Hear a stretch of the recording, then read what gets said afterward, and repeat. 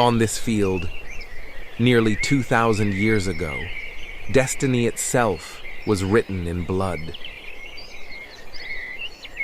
Silence once hung heavy over the Italian plain, but soon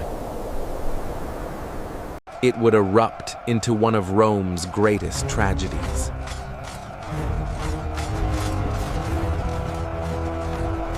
This was not just a battle. This was slaughter. This was Cannae.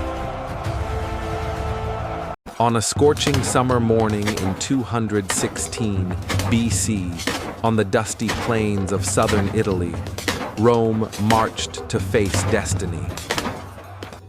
The Romans came in force, 80,000 legionaries, the greatest army they had ever assembled. Iron helmets glinted in the sun. Crimson tunics rippled beneath polished mail.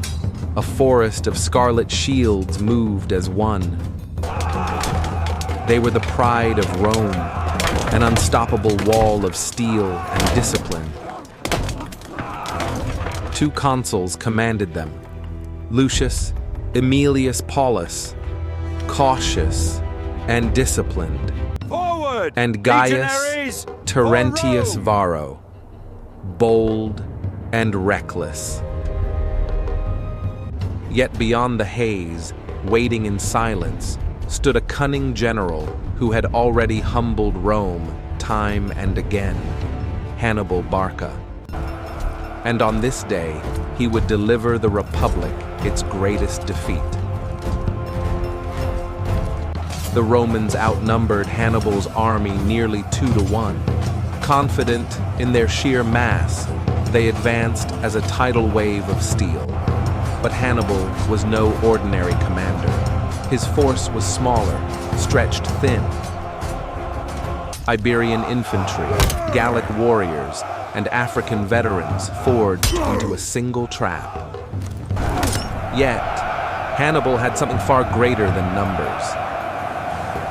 He positioned his men in a crescent, the center deliberately weak, the wings braced with hidden strength. To the Romans, it looked like victory. To Hannibal, it was the perfect snare. The Roman legions advanced, their shield wall pushing forward like an unstoppable tide. The ground trembled beneath the weight of 80,000 men. For Rome! Hannibal's line bent backward, his center slowly retreating under pressure. Step by step, his troops fell back, drawing the Romans deeper into the crescent. To the Romans, it seemed victory was certain.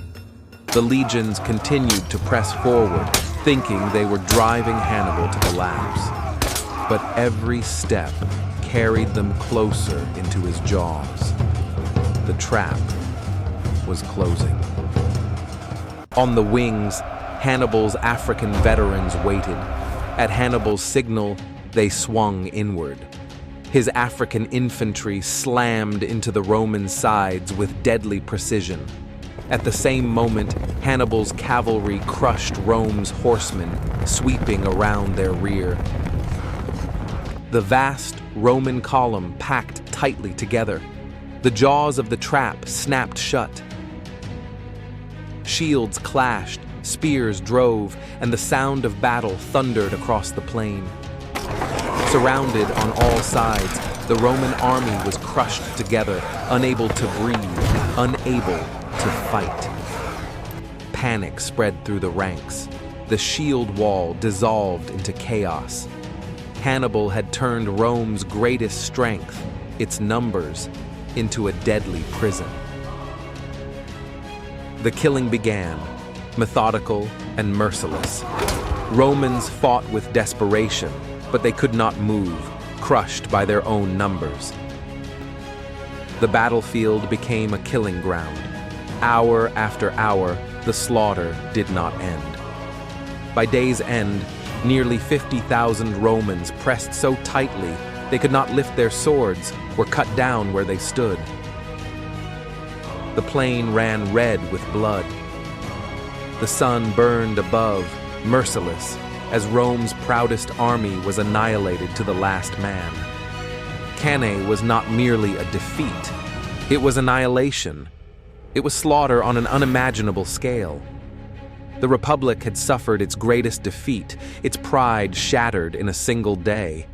For Rome, it was a wound that would never fully heal. And yet, from the ashes of Cannae, Rome would rise again.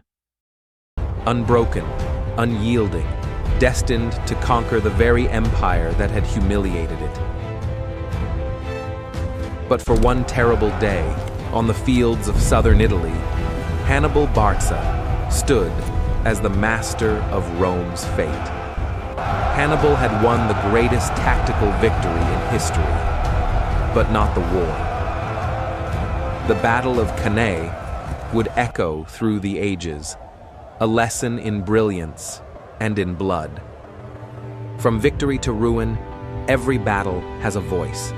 Come hear the next one. Don't forget to subscribe. Keep the story alive. This is What If, where the past meets possibility.